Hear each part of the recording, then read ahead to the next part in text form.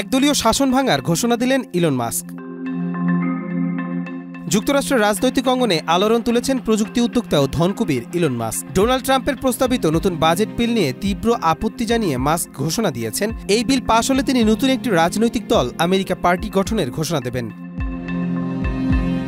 মাস্কের ভাষায় এই বিল প্রমাণ করে যে যুক্তরাষ্ট্রের প্রকৃতপক্ষে ডেমোক্র্যাট ও রিপাবলিকান নামে ভিন্ন কোনো আদর্শ নেই, বরং বিদ্যমান শাসন ব্যবস্থা একদলীয় ধাঁচে পরিচালিত হচ্ছে। এতে জনগণের প্রকৃত স্বার্থ উপেক্ষিত হচ্ছে।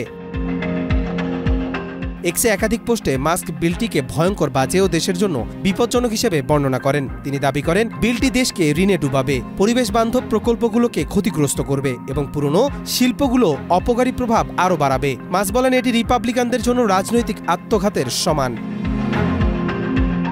শাইনি চুলে এখন হবে সব হেয়ারস্টাইল। সিল্কোর দ্বিগুণ শাইনি চুল প্রতিদিন।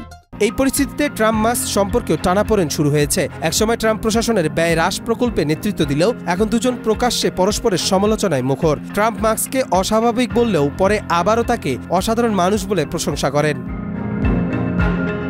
মাস্ক ইতোমধ্যে এক জরিপ চালিয়েছেন, যেখানে ৮০% মানুষ নতুন রাজনৈতিক দলের পক্ষে মত দিয়েছেন। এখন দেখার বিষয়, বিলটি পাশ হলে মাস্ক সত্যি নতুন কোনো রাজনৈতিক দল গঠন করেন কিনা, নাকি এটি নিছক একটি রাজনৈতিক কৌশল হিসেবেই থেকে যাবে।